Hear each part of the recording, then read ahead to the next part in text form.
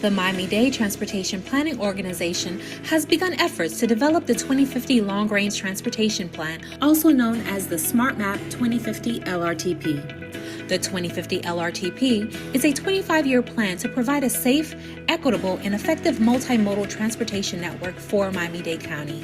This plan encompasses a 5-phase process, including people, performance, projects, priorities, and policy, which is anticipated for adoption by the TPO Governing Board in summer 2024. Stay informed and submit your comments by signing up on the 2050 LRTP website.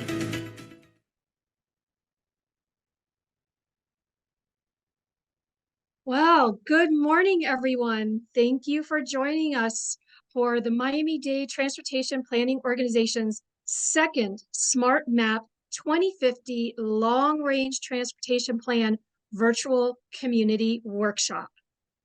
My name is Elizabeth Rockwell, and I'm the TPO's Chief Information Officer. I will be your main guide today as we move through today's conversation roadmap. Now, I'm going to go over the rules of the road. First and foremost, this virtual workshop is being recorded, and by the way, will be posted afterwards on the TPO's YouTube channel. All attendees will remain muted throughout the workshop. Attendees can submit any questions, comments using the Zoom webinar chat feature throughout this workshop. And if you experience any technical difficulties, please contact 1-800-418-0524 so that a technical support team member can assist you. All right, but before we get started, I want to go live to the field with TPO Public Involvement Officer Paul Chance and TPO Outreach Specialist Regina Serrano to see how their 2050 LRTP pop-up outreach event is going. Paul, Regina, are you there? Hey, good morning, Elizabeth. Good morning to all of our panelists. Good morning to you. Regina and I are reporting live from the Miami-Dade College Medical Campus, spreading the word about the SMART Plan, M.A.P 2050 LRTP. And here's a look at what's going on here. As you can see, we got Regina here talking to people, and you can see the whole event is basically a safety fair here, and we're getting people and encouraging people to take the survey, and all the students and faculties are doing it, which is great. We're getting great feedback on how we continue to improve the transportation system. We're hitting the ground running, as you can see. And wait a minute, we got a couple people coming up here. So listen, Elizabeth, I'm not going to keep you. I want to thank you for letting us chime in. But this is me and Regina, Paul Chance, Regina Serrano, reporting live from Miami-Dade College campus. So back to you. Excellent, Paul. Thank you, Paul. Thank you, Regina. How exciting, doing pop-up events in the community as we speak. All right, very good. Let's move on. Now let's go over today's conversation roadmap. Presentations will be provided by Miss Francesca Taylor, who is the TPO's Program Development Manager and 2050 LRTP Project Manager, and Mr. Christopher Rosenberg, TPO Chief of Transportation Planning. So now let's go over the agenda. They will begin with an overview. Next slide. Yes, they will begin with an overview and reminder of what an LRTP is, as well as the recently developed goals and objectives that we just did. They will then discuss congestion management, followed by needs, project needs, and scenario planning for the 2050 LRTP. Also, an interactive Slido survey will capture your thoughts on needs for the future of transportation in Miami-Dade County. And I'm going to take you on a tour of our online project needs assessment tool. We're going to end the event, the workshop, with any final questions and closing remarks. So without further ado, at this time, I'd like to hand over the steering wheel to Miss Francesca Taylor. Francesca? Thank you, Elizabeth, and happy to grab the steering wheel and take us to our destinations today. But first, you may be thinking, what is the Long Range Transportation Plan, or LRTP? Well, it's a federally mandated document for metropolitan planning organizations with populations of more than 50,000 residents. It requires us to have a minimum 20-year horizon that we plan transportation projects, and it's updated every 5 years. However, the Miami-Dade TPO goes over and beyond and plans for the next 25 years. This plan is also performance driven and outcome based, and we'll talk about that in a little bit. You may be thinking that the LRTP is just another plan that sits on the shelf, but it's not. One of the biggest deliverables from the document is our 2050 cost feasible plan.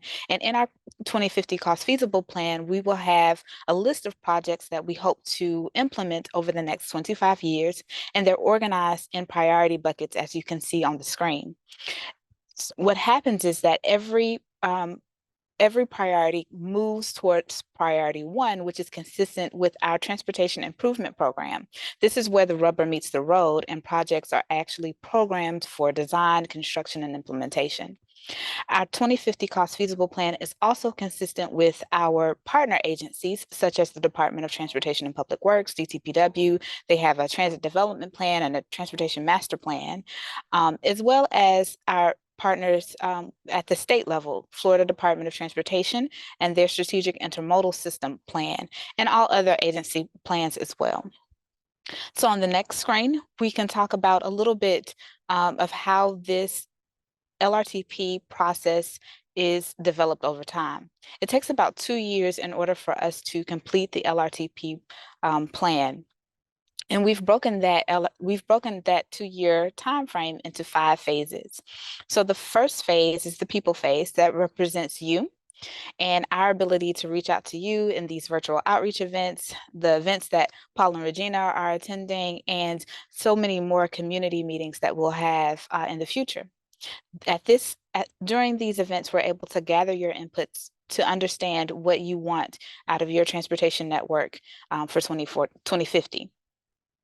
The next phase is performance phase, and this is where we cover our goals and objectives. Again, our plan is goal-oriented, performance-driven, and outcome-based. And so this allows us to set up the framework of what we want for our future so that we can measure against that progress. The next phase is projects.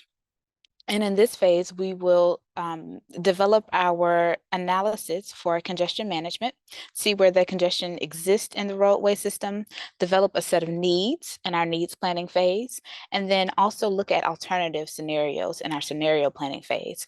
We'll actually spend a lot of time in today's conversation talking about the projects phase. The next phase is priorities phase, and this is where we look at the cost feasible or develop the cost feasible plan, that 25-year band that I showed you earlier. So from the needs plan, we examine the amount of funding we'll have in the year 2050 and match that against the projects that we prioritize so that we can come up with a list of cost feasible projects. And then last, in the final phase in policy, we take the full document of the LRTP to our Miami-Dade Transportation Planning Organization Governing Board for adoption. And that is scheduled in summer of 2024. So on the next screen, let's jump into the performance phase and cover what we've been able to develop in our goals and objectives development process. So we've gone through a few steps, and I'll talk you through them now. First, we develop goals based on outreach that we received from you. We receive survey input from you, as well as our LRTP steering committee. Then we organize those goals by our LRTP theme: mobility, accessibility, prosperity. Then we further developed objectives by mode, by each transportation mode, so that we can track progress by mode. Then we vetted those goals and objectives against our federal requirements. Again, this is a federally required document, and we want to make sure that we are dotting our I's and crossing our T's with what we're producing. So on the next slide, you're able to see the modes that we organized our goals and objectives in. By 2050, we anticipate that our system will include EMAS smart transportation. EMAS smart transportation includes both public and private transit. And it is our understanding or our belief that EMAS smart transportation will be expanded, enhanced, and include emerging technologies. So we believe that transit will be elevated and advanced through technology in the future. The next mode is bike and pedestrian and micromobility, and you may be familiar with this in our traditional first last mile connections, and this helps provide that broader connection to the network. And then we also have highway freight, and this includes our roadways, seaports, airports, and cargo freight. On the next page, you'll see our full goals and objectives. I invite you to pull out your phone, scan our QR code to the left, and you'll be able to navigate to our goals and objectives fact sheet. And then on the fact sheet, you'll see how we've organized our goals and objectives for each theme: mobility, accessibility, prosperity, and then also for our modes. Under the theme of mobility, we have safe, secure, and reliable and connected. Under accessibility, we want to be innovative and climate resilient. And under prosperity, we aim to be equitable and economically competitive. So let's continue our venture into the next phase, projects. As I mentioned, we'll spend a lot of time here today. First, let's talk about congestion management. There are a lot of things that we take into account as transportation planners for congestion management. One thing is the realization of where we are as a county. In 2020, Miami-Dade County was home to 2.7 million residents, 1.4 million jobs. And by 2050, we are anticipated to have 3.3 million residents and 1.8 million jobs. We are a majority minority community, ethnically speaking, and most of our population is of driving age. So that takes a big consideration in the things that we're planning. So let's take a look at a few maps. On this page, you'll see that we have employment and growth estimated, and also our travel delay. So in the background of this map, you'll see where population and employment is expected to increase between now and 2050. So those red rectangular areas that you see will experience the most population and employment growth between now and 2050. And then on top of that layer, you'll see travel time index. This is a way that we look at delay. So for instance, if you're looking at this roadway map and you see those areas of orange and red, these signify areas where you would experience more delay. Say for instance, you're driving home or driving to work from home in the morning, and you expect that your trip will take an hour. Well, on those red and yellow links, your hour trip may become 90 minutes to 2 hours. And in some of those darker red areas, that 1 hour trip may even become 3 hours. So we want to take that into consideration and figure out ways to mitigate congestion. So on our next slide, you'll see the same map for the South County. We're continuing to analyze the points of congestion, not as many that we see in the North County, but it still exists. On the next slide, we also want to understand what connectivity exists so that people have mode choices. So now we are seeing our multimodal connected network. So we're able to see our sidewalks, our bike lanes, and greenways and trails. This helps people leave their house and use other modes of transportation in order to join the transportation network. So this is the map for the North County, and the next slide is the same information for the South County. And then on the next slide, we also take into consideration our transit network. So what we're showing here are our transit routes that have a high frequency, meaning that you can expect to see a bus every 30 minutes or less. We also are showing in gray our proposed smart plan corridors with a half-mile buffer. So it's conceivable that you'll be able to use our multimodal network from your home to join into our transit network, and then further continue your trip along the smart plan corridors. And that's what we're hoping to do to provide those options. So this is the same map for the North County, and then for the South County. On the next slide.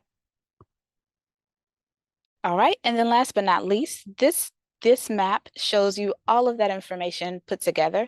Again, this is the information that transportation planners use in part in order to figure out ways that we can provide options to the traveling public. There are other things that we have to consider as well, as far as being able to allow teleworking, creating transit-oriented communities where people can live, work, and play in one area. But this is a small snapshot of the things that we are analyzing to improve, to mitigate congestion. So this is the map for the North County, and then again, the map for the South County is next. All right, now I think we're ready to move forward to the needs plan. And with that, I'll hand the wheel over to Chris Rosenberg. Thank you, Francesca. Good morning, everyone. It is my pleasure to join you this morning. My name is Chris Rosenberg, and I'm the Chief of Transportation Planning for Miami-Dade TPO. So Francesca just shared with us all of the technical data and analysis that the TPO reviews in preparing the plan for the transportation future of Miami-Dade County. The next step in preparing ourselves is to analyze our needs. So how do we assemble a needs plan, you might be asking? The first thing we need to do is to imagine we have an unlimited budget. On the next slide, you'll see some of these components of a needs plan. So assuming that we have no cost constraint in putting together a transportation needs plan, we have unlimited resources in this scenario. So much like when we go shopping for groceries for our household, we usually understand what we have in our house, what we need for the week, and we kind of walk into a store with a maximum budget that we're able to spend for our groceries. But in this scenario, throw that away, assume that there is an unlimited budget. So what we do is everything we might possibly need goes into our needs plan. TPO asks all of our transportation partners to do the same. So we ask them to please send us all of their needs over the next 25 years without a budget restriction. We then combine those technical submittals from our transportation partners with all of the public needs that we receive through this process of public outreach. And then we create a full needs plan. Projects feed into this needs plan and then are constrained by the cost feasible plan once we have analyzed the anticipated, or the federal terminology is reasonably anticipated revenues available to program projects. So on the next slide, we're going to jump right into it, and without further ado, get some of your feedback. So as Francesca mentioned before, if you have a phone available, just open up your camera and scan the QR code that you see. If you do not have a phone available, you can go to slido.com and enter 2050 LRTP VCW2, and you'll be able to get prompted to a quick survey on what we should be considering for our transportation needs and the needs plan. I'll give everyone just a minute to get acquainted with the survey, and we will get started in just a second. I'm going to join you. I'll do the same.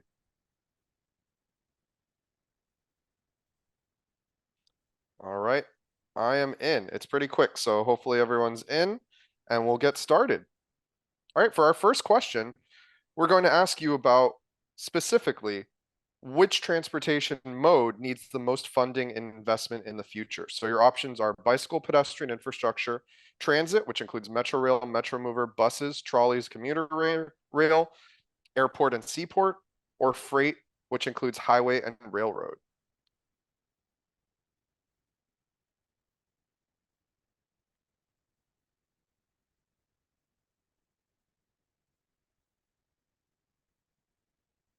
So for those of you on the phone, with this survey, you can rank them by either dragging the options from 1 through 4, or you can tap in the order in which you would like to see these modes prioritized.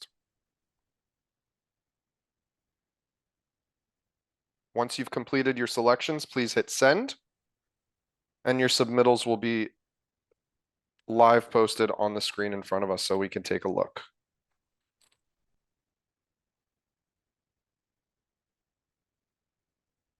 All right, looks like 3 folks are still inputting their answers.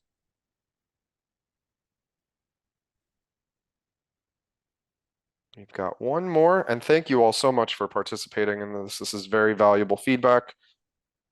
All right, So it looks like we've got an answer here. Number 1 comes out for transit. Number 2 comes out for bicycle pedestrian infrastructure.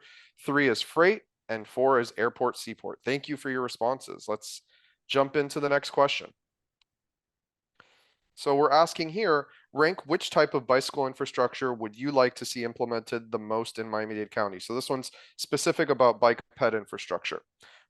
Trails and greenways, protected bike lanes. So protected bike lanes are a bike lane that is actually physically separated from the other portions of the roadway. Conventional bike lanes, which are actually on the actual roadway itself, or shared use paths.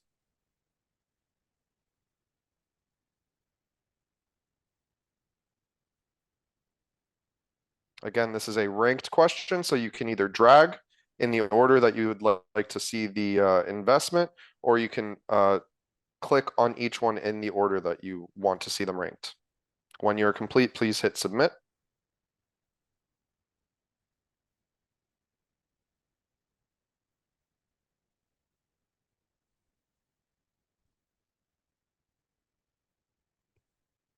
All right, it looks like okay, we got one more. But so far, protected bicycle lanes is the clear leader on this ranking, followed by trails and greenways, conventional bike lanes, and shared use paths at number 4.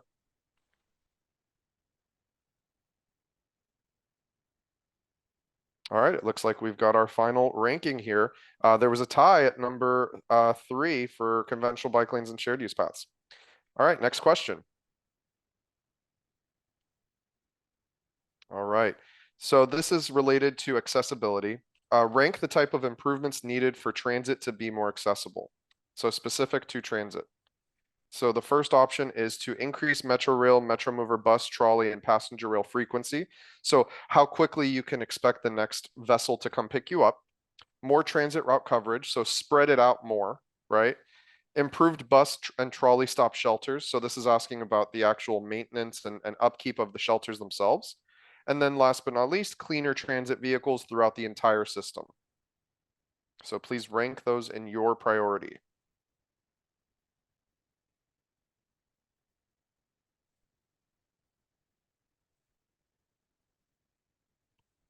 Once again, please hit send when you've completed your ranking.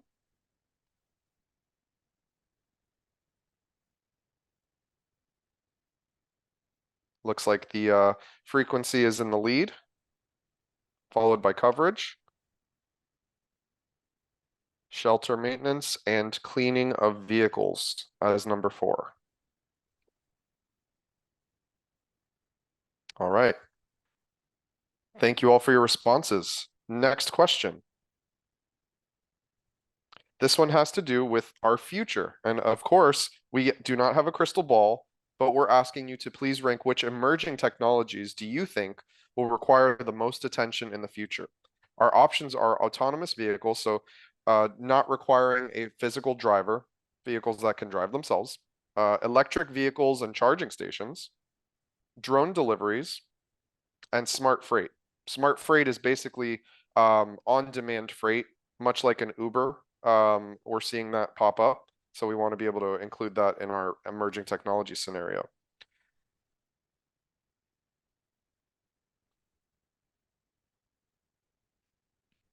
All right. So electric vehicles and charging stations are here, but I think we're hearing from the public that we need to be putting more focus on that. Autonomous vehicles are not quite there yet, but they are seeming to be on their way. Smart freight looks like it's in number 3, and drone deliveries at number 4.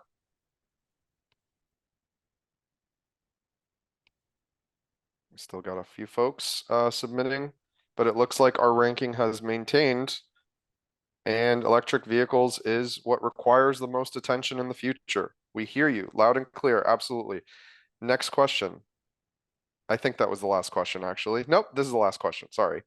So our last question is regarding freight, and this is an economic question, okay? So rank the freight improvements that are necessary to make Miami-Dade County more competitive. Our options are truck parking, warehousing districts, better railway access and connections to airports and seaports, or improvements at rail yards and distribution centers. Truck parking took the early lead. Let's see if it maintains.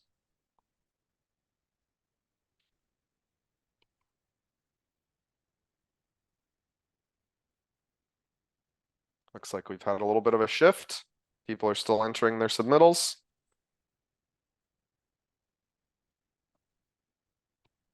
So far, no ties in the results, but it looks like access and connections to airports and seaports. Oh, truck parking took the lead again. Still got a few folks submitting their responses. And I think we've got them all in. Truck parking is the number one, and better access connections to seaports, airports, number two. Improvements at the distribution centers at 3, and last but not least, warehousing districts. All right, next slide. So I'm going to hand the wheel back to Elizabeth, who is going to navigate us through our Miami-Dade County Project Needs Assessment Tool. Thank you so much for your responses, and here you go with Elizabeth. All right, Chris, thank you very much. Those were some great questions. So while I'm sharing my screen, I want to acknowledge and thank you all for putting your questions and your comments in the chat box. Please know that the TPO team is acknowledging them, they're receiving them, and we'll get back to you on those questions and comments. And so just want to acknowledge and say thank you so much for those comments. And another way that you can put your comments, the same comments that you just provided, is by accessing our Miami-Dade County Project Needs Assessment Tool. So when you come here, you say, I agree, and okay, pretty standard. And on the left-hand side, you will see here is your information box. And along the bottom are these keys. You can toggle them for the map layer, for your legend, for adding a point, which we will discuss in a minute, information, and bookmarks, as well as how to share this with your friends and family and coworkers, which is exactly what we want you to do. So I want to go ahead and show you, I'm going to go back to bookmarks. So we have all of the 7 transportation planning areas. And as you all know, our county is divided, as per the TPO, into 7 TPAs. So you can choose the TPA that you live in, you work in, or that you play in, and make comments. So I'm going to go ahead and I'm going to choose the Northwest area. All right, and you just choose it, and then you just kind of get closer in. Let's just say, okay, I want to choose this area. Now this is random, so I'm just choosing something random. So you get close to where you live, play, or live, work, or play. And then on the right-hand side over here, you can choose either EMS, Smart Transportation Transit, bicycle, pedestrian, micromobility idea, or highway freight. Let's do bicycle, pedestrian, and micromobility. So you just click it, and you just, once you click it, yes, you just grab it, and you see the little figure is following me, and I'm just going to drop it with clicking my left mouse. I'm just going to drop it right there. Okay, so all right, subtype we want to do, you could do bicycle, pedestrian, micromobility. Let's just do bicycle for right now. And the comments, let's say, add green bicycle lanes. Okay, perfect. Then we want to go road to and from. So let's say from West 76th Street. So West 70, did I get that right? Yes, I did. Street. And we want to go from. So let's go down to West 72nd Place. Let's just West 72nd Place. Great. Very good. Now, of course, we want to get in contact with you, so we encourage you to please put in your email. So now you will have my email, mdtpo.org. And while it is not mandatory, not required, we really would love to have your name, first name at least, just so if we need to reach out to you, we know who we're speaking with. and then you hit create. And that's it. That's how easy this is to use. If I can do it, you can do it. So what happens is now once you create this, your comment goes directly to the 2050 LRTP team. And I think I've covered everything on that. And I will go ahead, I will stop sharing. Excellent. And I will now hand it over back to Francesca. Thanks, Elizabeth, and thanks, Chris. Okay. So we've been on a great journey on the projects phase, and we'll continue. So our next theme under the projects phase is scenario planning. But what is scenario planning? So transportation planners, we don't have a crystal ball to see into the future. So we use scenario planning in order to analyze a set of possible alternatives. First, we identify key trends and uncertainties. We covered that with our population and employment estimates. We analyze potential impacts on the system. We covered that with our congestion mapping. And then we look at the needs that could arise. Elizabeth and Chris just covered that in our survey and online mapping tool. And then next, we are going to identify some strategies for adapting to change so that we can develop our vision for the future. So on the next slide, I want to do some ground setting. Our overarching strategies for Miami-Dade's future will include the following items. For the future, we will consider equity. We want to ensure that all residents and visitors have access for all communities, incomes, ages, and abilities. And we also want to take into account telework. We've learned that in COVID-19, where possible, people will continue to work remotely and where that's available to them. The next, we also want to take into account infrastructure vulnerability. Between now and 2050, there may be future impacts to our transportation system, such as sea level rise, flood inundation, extreme heat, and etc. So we want to take that into consideration when we're planning infrastructure projects and talking to the appropriate facility owners to help combat those changes. So let's jump into some ideas that we have for the future. We have about 6 scenarios that we will talk about in depth. And one thing I want to cover with you is that previously, we've talked about a whole gamut of needs that you might have. We've talked you through a map where you can put your needs on the map. And that's before we look at our budget. One thing I do want to inform you on is that our scenarios will take into account the potential financial resources that we have. So the scenarios that we're developing have different presumed levels of funding. So on the next slide, you'll see our first scenario, which is existing plus committed. And existing plus committed is exactly as it sounds. These are the projects that we have already committed to in our transportation improvement program. Remember, that's the first 5 years of the LRTP. So this assumes that our economic resources by 2050 are constrained, and we're really only able to fund those transportation projects through our Transportation Improvement Program, or TIP, and maintain our roadway system.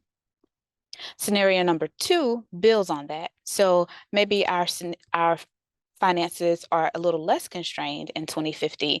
And not only can we fund the projects that are in our TIP, but we can go over and beyond and fund those projects that were in our previous LRTP. As I mentioned, the LRTP is updated every 5 years. So we do have a 2045 LRTP, and we may be only able to fund the projects in that document instead of going any further.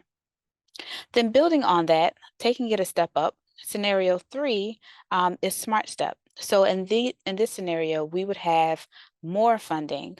We would have less constraints in our financial resources, and we're able to fund more projects. So we could check the box and fund our existing plus committed projects and our 2045 cost feasible projects, and then also identify and allocate funding to our bicycle, pedestrian, and first last mile type of projects to help create that broader connection to the network system.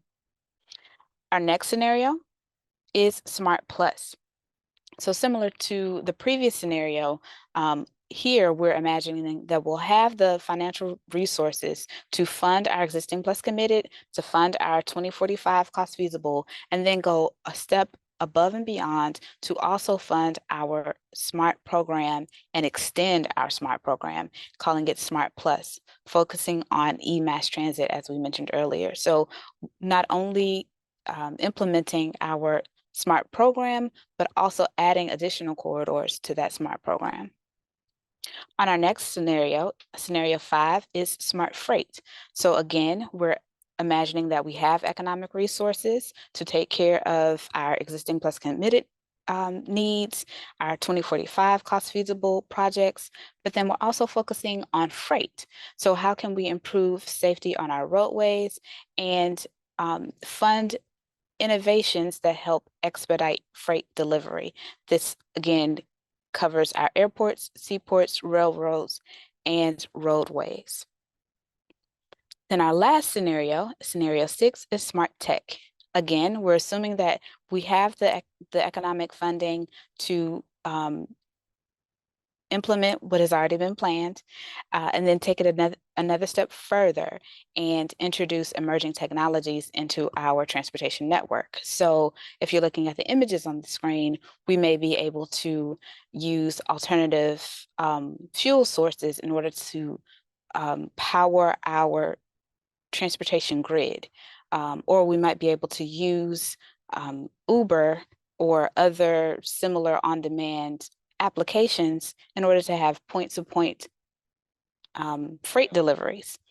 Or we could use robots to make small deliveries. And in places such as downtown Miami, you may have seen these small robots making lunchtime deliveries. But what would happen if that could happen in multiple downtown areas throughout Miami-Dade County? And then we're also considering, what about drone deliveries, autonomous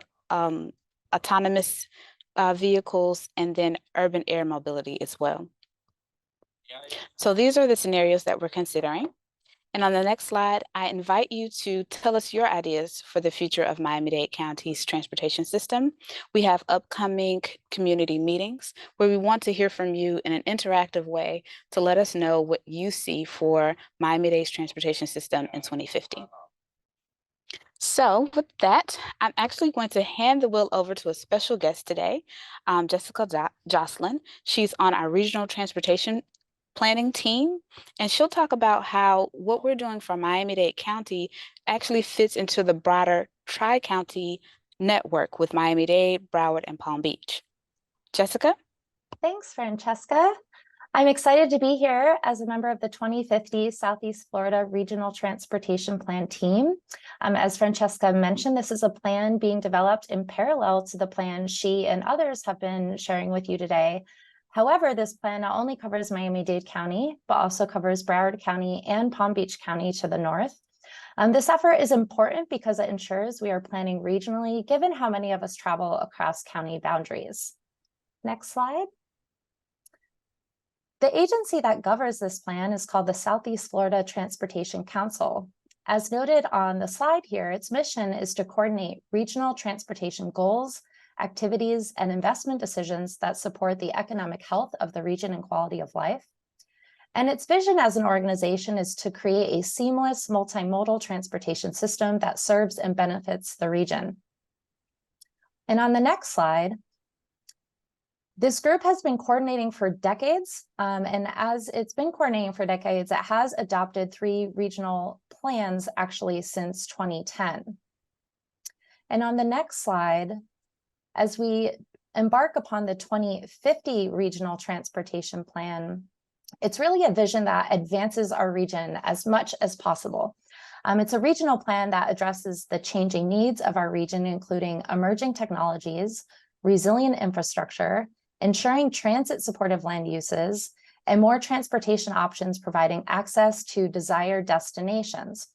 This plan will summarize regional needs, gather support for adopted policies, and refine the blueprint for implementation throughout Southeast Florida.